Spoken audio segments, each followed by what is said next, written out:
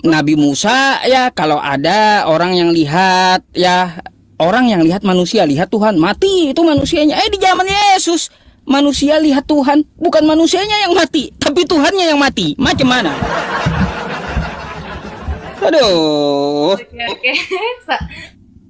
Kayaknya saya jelasin nggak nyambung deh dari tadi, Pak. Maksudnya saya nggak nangkep.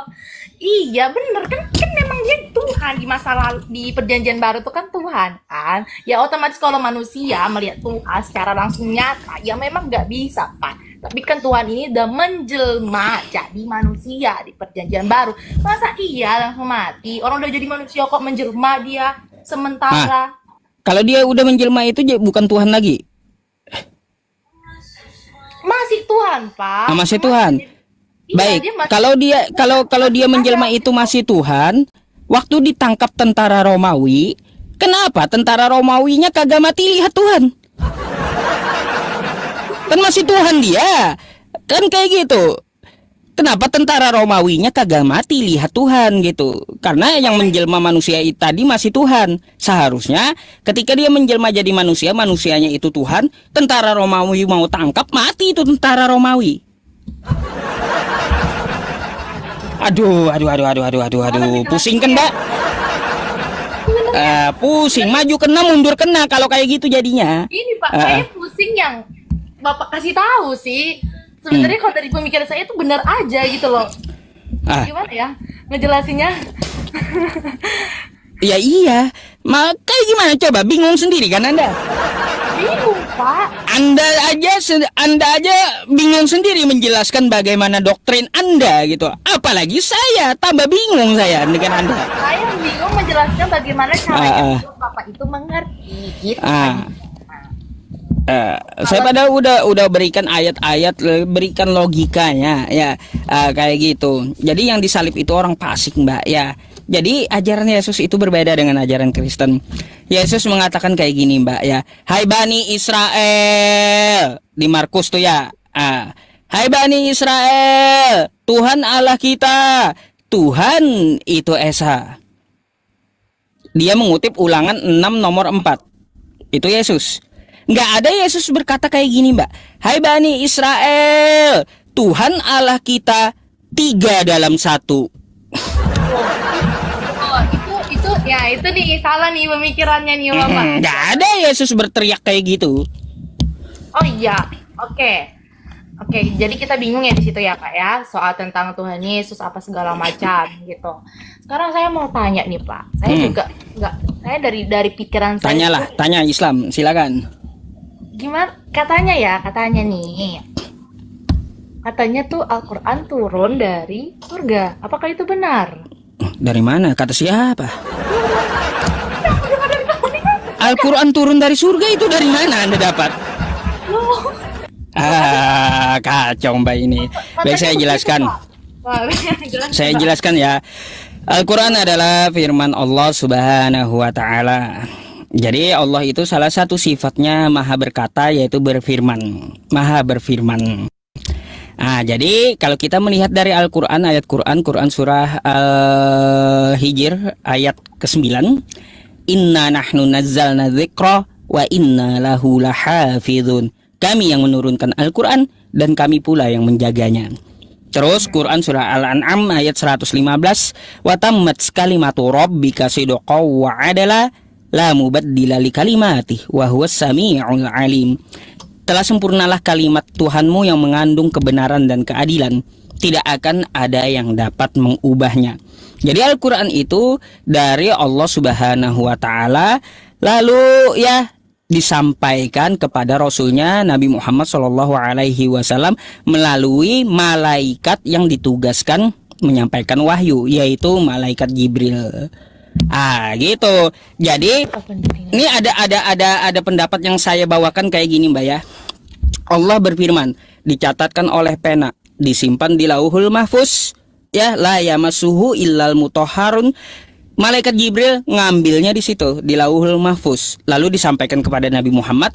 Nabi Muhammad menyampaikan kepada sahabatnya sambil dicatat dan dihafal gitu.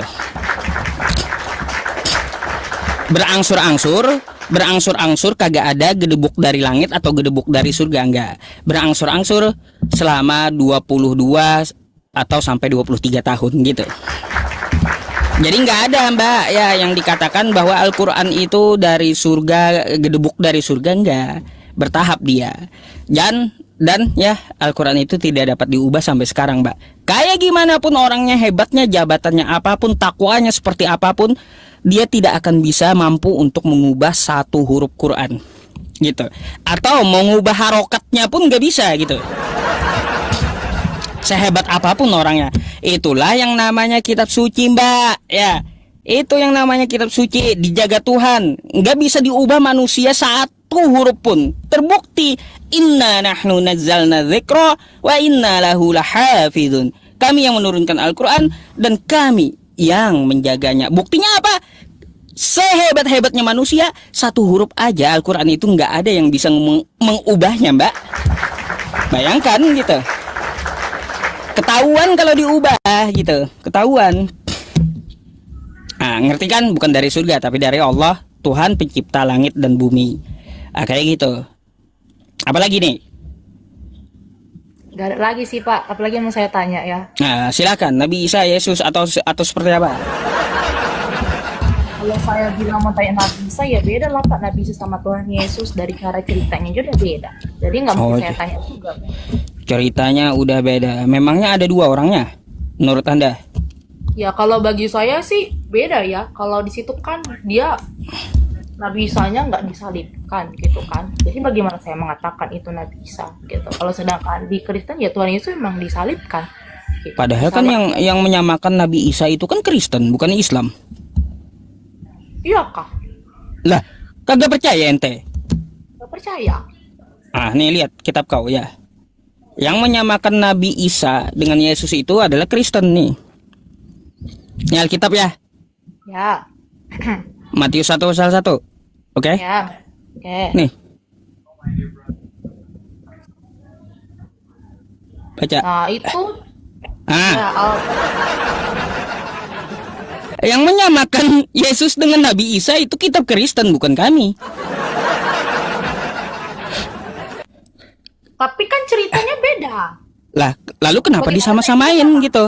Ya, gimana bisa sama? Ceritanya aja beda. Iya, kenapa ini kitab Anda malah menyamain? Ya berarti yang di sononya dong yang beda. Oh, berarti kitab Anda salah gitu ya, deh. Kitab Anda salah pula gitu kitab Anda. Kayak gitu. Oke, kita gini ya, saya jelasin ya. Saya mau tanya dulu nih. Nah, tanya lagi, silakan. Dari Bapak kan terakhir tuh Nabi Muhammad ya. Kalau dari saya tuh ya Yesus lah. Berarti kan kalau dari Yesus yang mengatakan duluan, siapa yang ngopi pasta gitu loh Pak? Gimana? Kurang jelas. Kalau dari saya kan ini dari saya terakhir tuh kan hanya Tuhan Yesus, nggak ada yang lain, nggak ada siapapun gitu kan. Kalau dari kitabnya Bapak itu ada Isa Al-Masih, baru Nabi Muhammad, seperti itu kan. Nah terus yang sekarang ini yang lebih diagungkan itu ya Nabi Muhammad gitu kan. Nah kalau saya itu kan dari Yesus itu berarti ya Yesus itu duluan mulai seperti itu Pak. Kalau dari cerita dia juga dari, kalau saya dengar dari apa namanya asal usulnya gitu loh, penemuannya sebelumnya gitu. Kalau Nabi Muhammad itu kan belakangan seperti itu. Jadi ya saya percaya dong kalau Alkitab saya menulis kayak gitu emang benar seperti itu. Makanya saya ya kalau ukurannya kayak gitu Mbak, ya ukurannya yang mana yang datang duluan itu yang benar, maka bukan Kristen yang benar, tapi Hindu jadinya. Ya kan sudah kan. Iya, kalaunya siap agama yang duluan nongol itu yang benar, artinya agama Hindu yang betul. Kalau dari saya ya Pak ya tetap ya dari Tuhan Yesus, karena dia yang duluan datang gitu, dia duluan ada sebelum Nabi Muhammad. Jadi ajaran apapun yang sudah dia berikan ya berarti emang itu nyata benarnya. Nah gitu. Ya itu satu Mbak, saya mau tanya deh, Anda ke gereja? Iya ke gereja. Siapa yang perintahin? Mana Yesus memerintahkan ke gereja? Kan gereja itu kan tempat kita untuk beribadah, berdoa. Di mana perintah Yesus? Ke gereja lah hari Minggu. Nggak ada, Tuhan perintahnya kan udah Tuhan. Terus kalau nggak ada perintah dari Yesus, Anda ngikutin siapa sih? Gini loh Pak, Iya, katanya mengikuti Yesus. Perintah Yesus ke gereja hari Minggu nggak ada. Perintah siapa? Aduh. Mikir sendiri mbaknya pasti nanti. Tapi, Ya. Pak, gini loh. Di gereja itu kan tempat persekutuan kita ya untuk memuji memuliakan nama Tuhan. Itu kan dulu sebelumnya ada apa sih namanya itu? Duh, siapa sih? Apa lagi lupa yang namanya itu ya. Pokoknya tuh tempat dimana kita bersekutu gitu kan untuk memuji memuliakan nama Tuhan. Nah, jadi lama-kelamaan dibikinlah tempat persekutuan itulah gereja yang saya kenal di Indonesia, gereja. Itu tempat kita datang. Tapi kan kita datang ibadah sama Tuhan juga nggak harus gereja di rumah. Kalau nggak ada perintah dari Yesus ngapain, Mbak? Katanya mengikut Yesus, tapi perintah dari Yesusnya nggak ada. Macam mana? Gimana cara saya jelasin ya? Oke. Iya, suka-suka aja beragama kalau kayak gitu kan? Ya enggak dong, ada aturannya. Cuma saya aja yang nggak bisa menjelaskan bagaimana cara menjelaskannya ini gitu loh. Karena juga saya punya pengetahuan, tapi tidak sebagus orang-orang di luar gitu loh. Tapi saya itu paham gitu loh, apa yang mereka jelaskan sedikit-sedikit. Nah, di sini misalnya di ayat Alkitab kita ada menyatakan sembah Tuhan seperti itu. Nah, kalau kita menyembah Tuhan, ada juga di situ dikatakan persekutuan, ya kan? Murid-muridnya Tuhan Yesus buat persekutuan untuk memuji nama Tuhan setelah Tuhan Yesus naik bangkit ke surga. Nah, mungkin dari persekutuan itulah baru kemudian bentuknya namanya sebuah gereja gitu loh, tempat persekutuan orang-orang kudus untuk memuji nama Tuhan, orang-orang yang mau menyembah Dia. Asumsi itu, Mbak. Asumsi nggak pernah satu kali pun Yesus di zaman Yesus bangun gereja. Mana ada Yesus bangun gereja? Nggak ada, Bapak, nggak dikasih tahu. Iya, ngapain kalau gitu ke gereja? Kan Anda katanya ikut Yesus toh. Pokoknya cuma satu, di gereja tuh ngapain? Nah, itu kita memuji nama Tuhan. Udah mentok sih itu, berarti tujuannya itu memuji nama Tuhan. Kan Tuhan aja. Kagak usah ngapain di gereja. Perintah ke gerejanya dulu mana gitu. Kalau ke gereja nggak ada. Ya udah, berarti Anda bukan ikut Yesus berarti. Aduh. Itu aja kok simple. Kayak mana ya caranya kita nggak ikut Tuhan? Simple. Sedangkan gereja itu juga kita memuji nama Tuhan. Berarti kan memuji nama Tuhan itu kan perintah Tuhan. Baik, saya mau uji lagi nih. Betul nggak Anda ini pengikut Yesus? Mbak, saya heran. Ya, di Kristen itu kalau mati pakai jas kupu-kupu, kenapa ya, Mbak ya? Terus juga yang perempuan pakai baju pengantin, itu kenapa itu? Sebenarnya sih kalau pakai baju kayak gitu tuh nggak harus seperti itu ya, dari pihak keluarganya. Kalau mau pakaikan baju ya udah pakaikan baju seperti itu. Itu ngikutin siapa itu? Nggak dipermasalahkan. Ngikutin siapa itu? Nggak, ya saya nggak tahu, nggak dikasih tahu di Alkitab. Saya nggak pernah dijelaskan juga. Kalau Yesus kan mati dari tiang salib, dia dikapani. Iya, di kafan. Iya, kenapa itu pakai jas kupu-kupu pula? Ya saya nggak tahu, tapi katanya gini loh satu Pak. Jas kupu-kupu itu juga menghalang dia untuk datang sama Tuhan. Itu loh. Intinya. Nah, baik. Ya, saya juga bingung di situ. Satu lagi nih saya mau tanya. Ya, di gereja itu ada kamar alkohol gitu? Nggak ada dong. Siapa yang bilang ada? Bapak kira yang perjamuan kudus itu dibilang alkohol gitu? Itu kan anggur, Pak. Nggak ingat kan Bapak waktu itu tentang? Iya, anggur itu alkohol, Mbak. Tapi anggur itu alkohol ya? Iya. Apakah alkohol? Kalau aku tahu anggur. Coba. Anggur itu difermentasi jadi memabukkan dia. Yang saya bingung itu kenapa darah Yesus diganti dengan miras gitu. Anggur. Diganti. Orang kan di situ Tuhan bilang kan perumpama apa ya dikata Tuhan Yesus lah. Inilah darah. Iya, herannya kenapa saya gantiannya ke miras, kenapa kagak ke susu atau apa gitu. Kenapa malah ke miras larinya? Kalau Kalau saya jujur saya nggak tahu karena saya belum tanya. Kalau itu Waduh. ada makna tertentu saya nggak tahu gitu. Nah, itu juga nggak ketemu saya jawabannya sampai sekarang. Heran saya ajaran Anda ini. Coba Anda buka lagi kejadian 1932 tuh, Mbak. Sebentar ya. Kejadian 1932. Tentang anggur ini. Nanti saya tanyakan ya dari mana anggur itu ya. Sebenarnya saya segala sesuatu itu nggak ada data. Iya, tanyalah pendeta. Paling kayak gini jawaban pendeta Mbak. Kalau Mbak Protestan, siapa namanya? Mbak Kezia. Kau kagak usah banyak tanya. Imani saja. Akhir bulan kau transfer ke rekening saya 10%. Kalau kau mati, dosa udah ditebus, masuk surga. Paling kayak gitu jawaban pendeta Anda. Kalau saya tanya, nggak pernah pendeta itu menjawab kayak gitu, Pak. Memang saya belum tanya, gitu. Ya udah. Bapak maksudnya tentang perpuluhan, bayar perpuluhan. Perpuluhan itu loh nggak ada paksaan. Itu niat dari kerelaan hati. Kapan Yesus nyuruh bayar perpuluhan? Oke, saya mau kasih tahu di mana itu ya? Zaman dulu.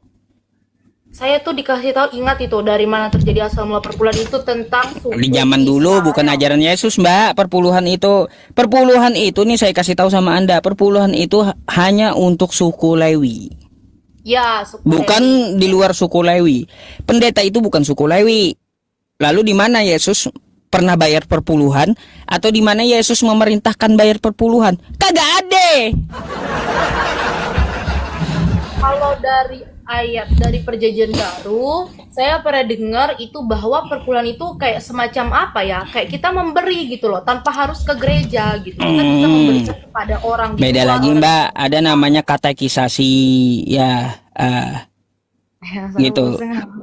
Iya, coba baca dulu tuh kenapa tuh di kejadian 1932 tuh. Kejadian 1932. Coba Mbaknya bacain kencang-kencang ya. Saya mau tanya itu. Kejadian apa? 19 nomor 32. Ayat 32, Pak, bukan nomor 32. Dan sejak kapan ada ayat sih? Kita pandai itu. Ayat kok, ditulis ayat kok di sini. Oh, ini. Ini kan anak yang nakal. Marilah kita beri ayat kita. Ayat mana sih ini? Ntar saya buka dulu Alkitabnya. 32. Marilah kita beri ayah kita minum anggur lalu kita tidur dengan dia supaya kita menyambung keturunan dari ayah kita. Itu kan pula anaknya. Kok kenapa diajarin kayak gitu? Siapa yang ngajarin? Iya, kok masuk kitab suci yang kayak gitu? Loh. Oh, gini saya ngasih tahu ya, Pak. Bapak nggak tahu ya kalau di setiap Alkitab itu ada yang namanya itu sebuah apa ya, jenis-jenisnya gitu loh, kayak ada yang menceritakan tentang ini, tentang itu. Jadi pun walaupun ada yang seperti ini kayak di kita tuh diajarkan gitu loh bahwa ini salah gitu loh yang dilakukan, bukan berarti untuk harus diikutin. Oh, bukan berarti harus diikutin tapi dicontohin gimana itu? Tapi kagak boleh diikutin tapi dijelaskan teorinya. Macam mana itu, Mbak? Macam mana pula ini ya kitab? Aduh, ya aneh gitu loh kitab ini. Sebenarnya gini ya, kan kalau kita lihat kan ya di Alkitab itu ada yang menceritakan tentang cerita tentang seseorang, ada yang menceritakan tentang apa namanya, tentang ya itu perintah-perintah gitu kan, macam-macam kan Pak. Jadi tuh kayak dikasih tahu lah seperti itu ya kan. Nanti kalau misalnya nggak diceritakan kayak gitu, dari manalah keturunannya siapa tadi nih, siapa itu tadi ya, si Lot, nah gitu, dari mana lah gitu kan. Kalau Amsal 7 itu gimana ceritanya? Amsal 7 apa lagi nih? Amsal 7 nomor 18-19 coba. Amsal 7 ayat 18 sampai 19.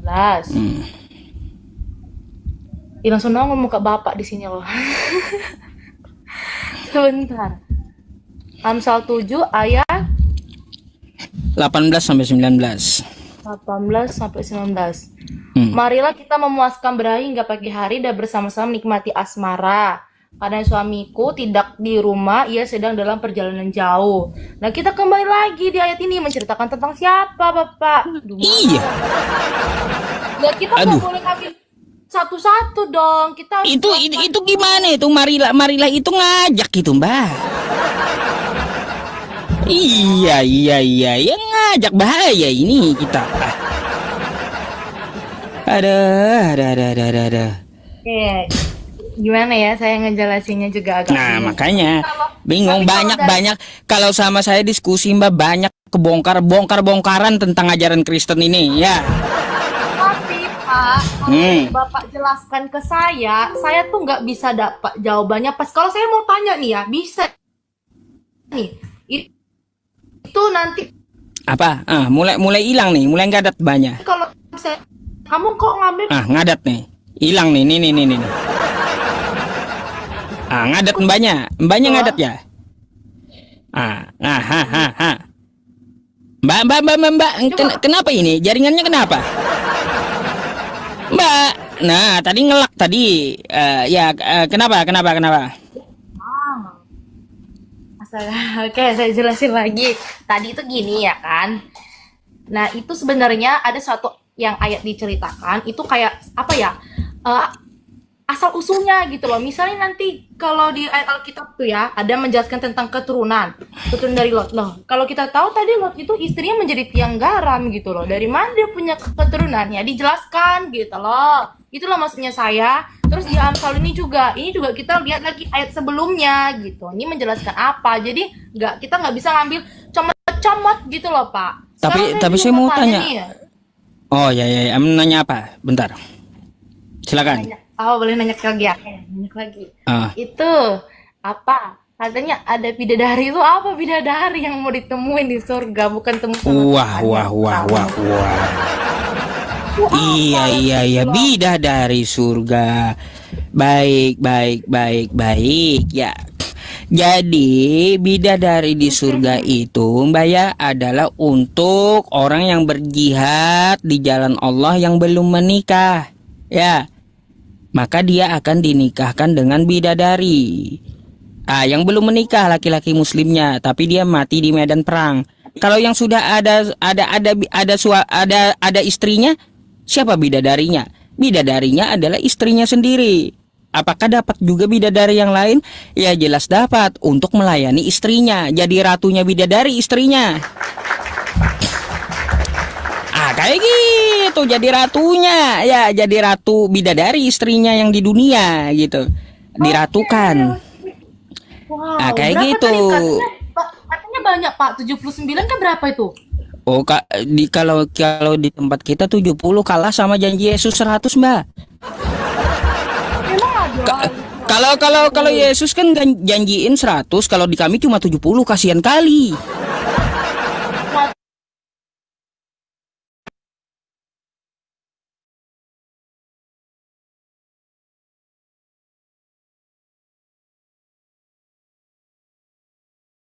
Apa Pak? Kasih tahu. Matius 19.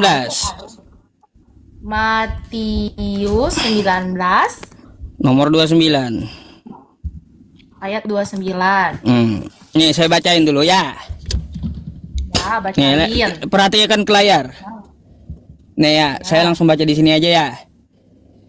Dan setiap orang yang sudah meninggalkan rumah, kata Yesus, atau saudara laki-laki, atau saudara perempuan, atau ayah, atau ibu, atau istri, atau anak, atau ladang, demi namaku, kata Yesus, ia akan menerima 100 kali lipat dan mewarisi hidup yang kekal. Jadi istri pun nanti ya, nih istri ya Mbak ya, digandakan Yesus jadi 100 gitu.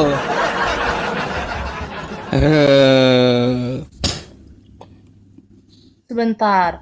Nggak tahu ini kalau suami digandain Yesus juga nggak ya 100 suami. Cuma di sini istri aja sih ya yang ketulis ya. Kalau suaminya kayak gimana? Oke.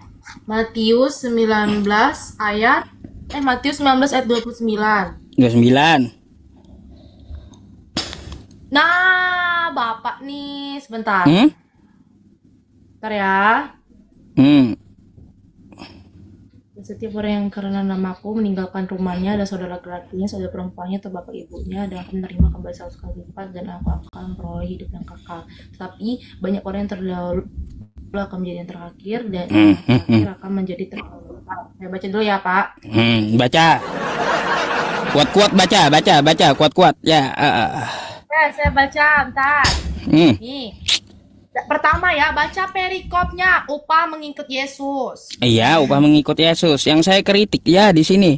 Ketika kita mengikut Yesus meninggalkan istri kita, maka ia akan menerima 100 kali lipat. Kayak gimana? Ketujuh. Lalu Petrus menjawab dan berkata kepada Yesus, kami ini telah meninggalkan segala sesuatu dan mengikuti Engkau. Jadi apakah yang akan kami peroleh? Kata Yesus kepada mereka, aku berkata kepadamu, sesungguhnya pada waktu pencipta kembali, apabila anak manusia bersemayam di tahta kemuliaannya, kamu yang telah mengikuti aku akan duduk juga di atas 12 tahta untuk menghakimi ke-12 suku Israel. Dan setiap orang yang karena namaku meninggalkan rumahnya, saudaranya laki-laki atau saudaranya perempuan, bapak atau ibunya, anak-anak atau ladangnya, akan menerima kembali 100 kali lipat dan akan memperoleh hidup yang kekal. Tetapi yang di YouTube betul ya, 100 kali lipat yang di YouTube ya. Oke, saya jelasin ya. Oke. Tadi kan di sini kan apa yang kami peroleh gitu kalau kita mengikuti Tuhan setia sampai akhir kan. Nah, di sini Tuhan bilang apa, di situ dikatakan bahwa kita akan duduk bersama Tuhan seperti itu kan. Nah, terus di sini ayat ini nih Tuhan itu mengajarkan kita loh. Dan setiap orang yang karena namaku meninggalkan rumahnya, saudaranya laki-laki atau saudaranya perempuan, bapak atau ibunya, anak-anak atau ladangnya. Nah, itulah tadi kalau kita meninggalkan, kalau kita fokus sama Tuhan, kita akan meninggalkan semuanya gitu loh. Terus lanjut lagi, akan menerima kembali 100 kali lipat dan akan memperoleh hidup yang kekal. Nah, 100 lipat kalau di sini menurut saya sih bukan tentang mama itu ladang apa segala macam ya, tapi apa yang sudah dia ikut sama Tuhan gitu loh. Setelah dia selama ini menantikan Tuhan itu, Tuhan akan memberikan apapun kepada dia gitu loh, 100 kali lipat. Tapi di sini spesifiknya kalau menurut saya nggak mungkin laki-laki, perempuan, bapak, ibu, anak-anak gitu loh. Bacalah itu ya. Lakukan. Baca itu, saya heran aja itu, anaknya jadi 100, istri jadi 100, orang tua jadi 100, ladang jadi 100, ibu jadi 100, kayak gimana? Kan kayak gitu. Kalau itu kan menurut mbaknya. Coba kalau kita baca bahasa Indonesianya yang tepat, yang benar kan kayak gitu. Oke, benar. Saya tuh pernah dijelasin kayak gini juga, cuman susah ngejelasin sama orang nih, sebentar. Intinya tuh pertama kita diajarkan kalau mau ikut Tuhan tuh harus fokus. Makanya Mbak, saya udah bilang ya, kalau di ajaran Kristen dengan ajaran Yesus itu berbeda jauh Mbak, jauh banget bedanya ajaran Kristen dengan ajaran Yesus itu, antara langit dan bumi.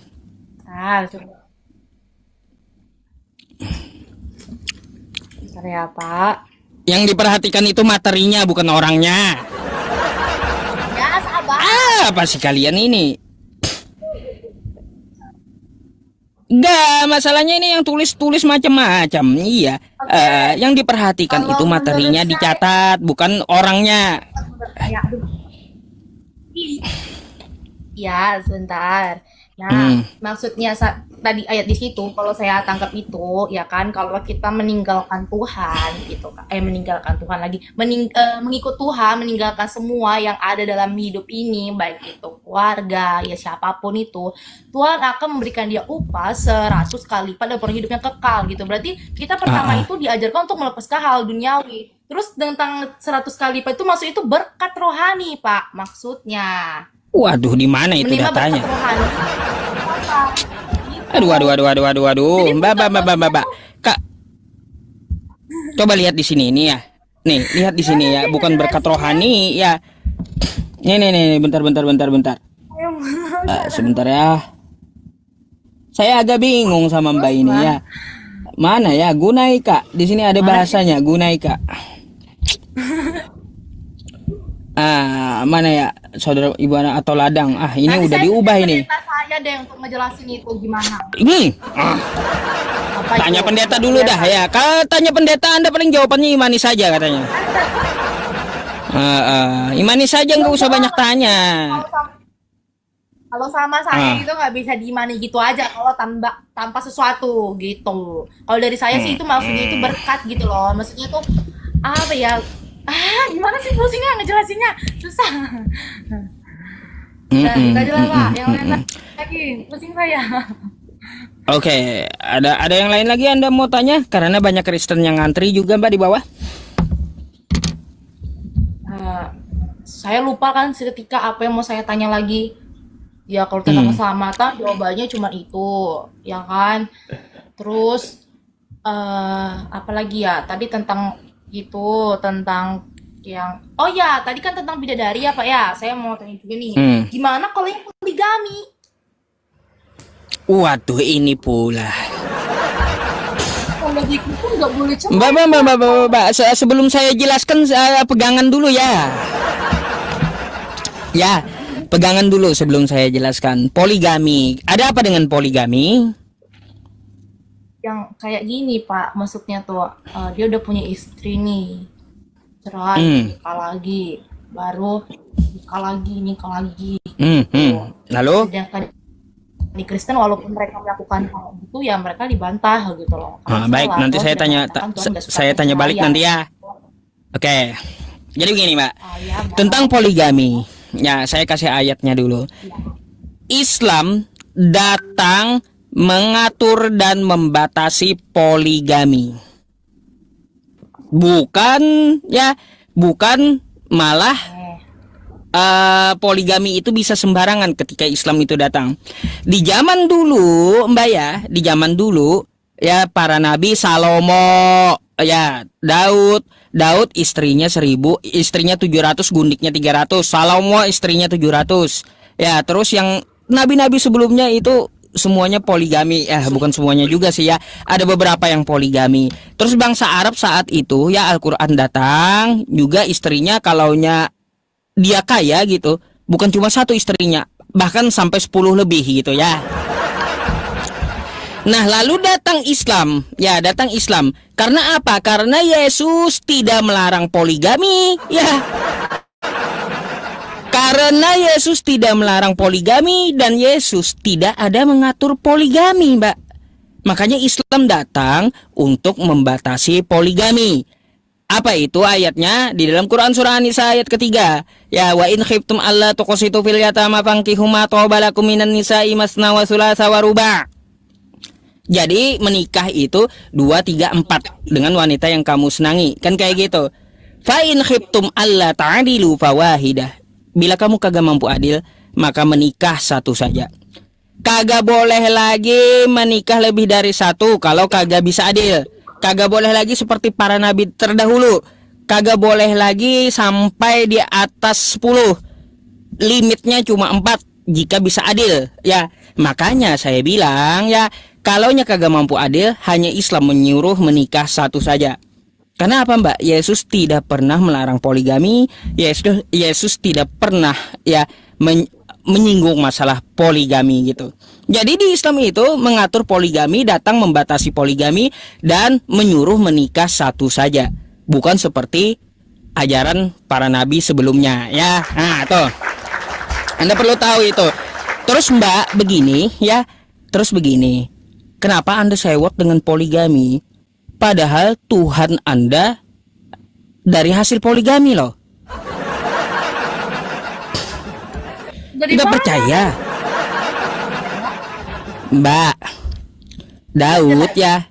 Nih saya jelaskan. Daud itu istrinya 1000 ya. Istrinya 700, gundiknya 300. Daud berpoligami dengan Berseba. Berseba ini istri kelima. Oke? Lalu Daud dengan Berseba menikah, berpoligami Daud ini dengan istri kelima, menurunkan Salomo. Oke? Raja Salomo. Raja Salomo istrinya 700, turun temurun menurunkan kakeknya Yesus. Joakim. Joakim ya, dengan Hana menurunkan ibunya Yesus, Maria. Maria menurunkan Yesus. Coba kalau kagak boleh poligami, kagak ada poligami, Kristen nyembah apa hari ini, Mbak? Coba kalau kagak boleh poligami, Daud. Waduh, ini Kristen nyembah apa hari ini? Aduh. Itu. Jadi jangan dipandang buruk poligami itu, seharusnya Anda bersyukur karena poligami itulah adanya Tuhan Anda. Kayak gimana sih? Jadi jangan sewot. Ya. Itu kan di perjanjian lama ya, Pak ya. Kalau Tuhan Yesus datang pasti Tuhan akan memberikan ajaran lagi gitu. Oh, nggak ada Yesus melarang atau mengatur poligami, nggak ada ajarannya. Ada. Mana? Kita lihat dari tentang perceraian. Tuhan tidak suka perceraian kan. Gini, ya yang gini. Yang saya maksud berbicara tentang poligami, bukan cerai. Yang saya tanya masalah poligami diatur Yesus, bukan cerai. Ya benar Pak. Tapi poligami itu dari mana asalnya? Ya dari antara suami istri kan. Nah kalau suami istrinya yang mau cerai, maka dia kan poligami gitu. Ataupun walaupun sama istrinya, dia akan nikah lagi gitu kan. Oh gini Mbak, yang namanya poligami itu laki-laki menikah lebih dari satu. Kalau di Islam ya poligami itu hanya sebagai solusi. Contoh kayak gini ya, saya menikah dengan istri saya, ternyata istri saya mandul, divonis oleh dokter.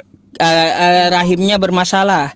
Karena saya ingin mendapat keturunan biologis dari darah saya sendiri, maka saya solusinya izin sama istri untuk berpoligami agar mendapat keturunan. Jadi di Islam poligami itu hanyalah sebuah solusi gitu, bukan wajib. Dong istrinya didoakan. Iya, lalu gimana solusinya? Kalau kagak bisa punya anak dari darah daging sendiri? Ya, karena istrinya mandul. Nah kalau lain halnya suaminya yang mandul. Kalau suaminya yang mandul, ya gak perlu dia berpoligami, tapi ambil anak angkat kan kayak gitu. Kayak gitu, kasihan sekali. Jadi itu adalah solusi, Mbak ya. Kalau poligami itu hanya sebuah solusi, bukan wajib bagi Muslim. Enggak, bukan wajib. Karena apa? Jangan pikir enaknya doang, pikir ancamannya lebih ngeri itu. Karena apa? Allah Subhanahu wa Ta'ala akan membangkitkan laki-laki yang poligami di yaumul kiamah nanti. Jika dia lebih berat ke satu istri, maka dengan cara dia berjalan runtuh sebelah badannya. Na'udzubillahi min dzalik. Gitu. Kasihan dong. Maksud saya tuh kayak gini loh Pak. Kembali lagi ke tujuan awal gitu. Kalau memang mau nikah hanya untuk buat anak, ya kan? Tapi bukan kalau dari saya diajarkan kalau kita menikah itu kita punya teman hidup, tapi dari pasangan ini mendekatkan kita itu sama-sama sama Tuhan gitu loh. Gak fokus tentang ini. Kalau anak atau apa itu ya anugerah yang Tuhan kasih gitu loh. Kalau sebatas karena gak punya anak jadi boleh nikah lagi, kayak gitu kayak mana lah ya pernikahan itu ya, bisa dikatakan ya. Kalau dari saya ya saya tahu tuh kalau pernikahan itu tuh tidak fokus ke salah anak, mikirnya gitu. Anda gitu ya salah. Jadi berarti nikah itu tujuannya untuk buat anak gitu berarti ya? Iya, menikah itu untuk meneruskan keturunan Mbak. Kalau Anda ingin mendekatkan diri kepada Tuhan, ngapain Anda menikah? Sendiri bisa juga. Kagak perlu Anda menikah, kagak perlu ya. Anda tinggal Anda kagak menikah, sendiri saja mendekatkan diri kepada Tuhan bisa. Kayak gitu, kagak perlu Anda menikah. Menikah itu meneruskan keturunan gitu. Aduh. Ini apa ya gini. Seandainya kalau misalnya istrinya mandul, istrinya nggak terima tuh suaminya poligami, gimana itu Pak? Terus suaminya pengen mau, nah itu kayak apa? Masa iya? Kan sesuai aturan negara, bagaimana mediasinya? Kan aturan negara sekarang ada. Biarlah mereka di situ mengatur ya, dari KUA-nya. Seperti apa ya? Apakah negara mengizinkan? Kalau tidak diizinkan, ya mau kayak gimana solusinya? Apakah mereka bercerai atau mereka melanjutkan keinginan suaminya? Kan itu tergantung dari merekanya. Gitu. Enggak, maksudnya gini, dari segi agamanya bagaimana, dari segi ajarannya gitu, apa gitu bagaimana gitu, apakah diterima seperti itu tanpa izin dari istrinya gitu loh Pak. Jadi kalaunya berpoligami itu hanya sebuah solusi, Mbak. Kalaunya istrinya tidak terima, ya nggak bisa suaminya poligami, macam mana? Aduh, itu aja kok susah, repot mikirnya. Oke, tapi kalau saya taunya tuh kayak jadi salah artikan kan. Jadi kayak gara-gara seperti itu boleh poligami, jadinya suka-sukanya gitu loh. Mau nikah, padahal dia udah punya anak, nikah lagi, nikah lagi. Terus kenapa di Kristen banyak janda sekarang? Loh, justru itu, mereka taat sama Tuhan. Hah? Janda taat sama Tuhan? Loh, mereka ya, kita kan Kayak gimana? kan kita di situ dikasih tahu kita nggak boleh bercerai, ya kan? Oh. Tuhan tidak suka namanya perceraian, apalagi mereka cerainya dengan mereka sendiri tanpa maut yang memisahkan gitu. Dah, walaupun nanti dia menjalani hubungan dengan pasangannya seperti itu ya, terus kemudian cerai ya kan, maksudnya suaminya tuh minta cerai mau nikah lagi, ya itu terserah suaminya gitu. Kalau istrinya memang benar-benar taat sama Tuhan, dia tidak akan menikah sama siapapun. Lebih baik dia menjanda dan hidup benar di hadapan Tuhan, kayak gitu Pak.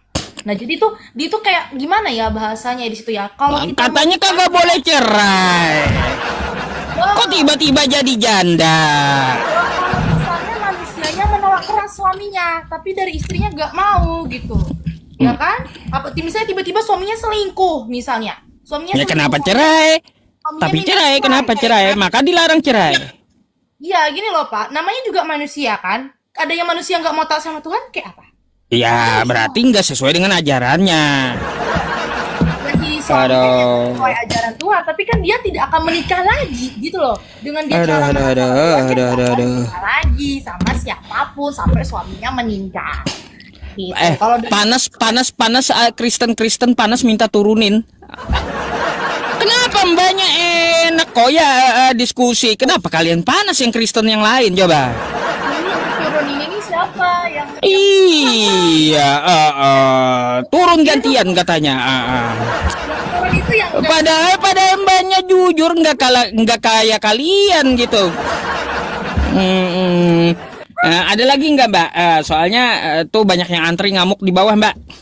Ya yang ngamuk itu yang karena saya jelasinnya yang kayak apa tuh nggak jelas gitu. Padahal kan saya ngasih tahu yang sesuai yang saya tahu gitu. Tapi ya secara iman rohani saya, ya saya masih tetap sama agama saya gitu, bukan karena alasan itu ya hak Anda Mbak, nggak ada paksaan juga untuk pindah agama kan gitu. Kita berdiskusi untuk menambah pengetahuan dan untuk kita pelajari gitu. Oke, jadi catat aja Pak, apa tadi yang mau ditanya ke pendeta biar saya catat gitu, biar saya tahu tadi tentang anggur. Nanti gini aja Mbak, ambil aja di YouTube saya videonya, Anda bisa pelajari di ulangannya Mbak ya, di sini nih. Sebentar ya, saya bukakan YouTube saya sama Mbak. Nih, Anda bisa ambil videonya ya. Nanti Anda ambil aja videonya. Nih di sini nama YouTube-nya Pusat Debat Agama ya Mbak ya. Oke. Pusat Debat Agama, gambarnya gambar orang jelek ini ya. Nah ini ada 965 penonton. Gambarnya kayak gini nih ya profilnya. Judulnya Juru Selamat yang Tidak Selamat gitu ya. Namanya Pusat Debat Agama. Anda ambil rekamannya di situ ya. Kita nggak pernah potong-potong atau edit-edit ya. Silahkan diambil di situ ya. Oke.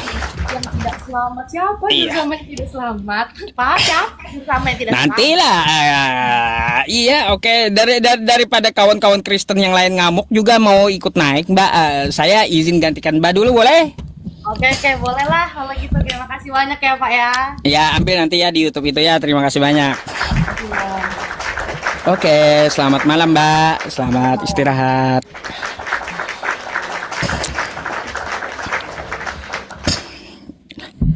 Oke, sabar dulu. Sebelum saya naikin ya, saya mau iklan dulu. Kalian ini ya, teman-teman semuanya ya, teman-teman semuanya, saya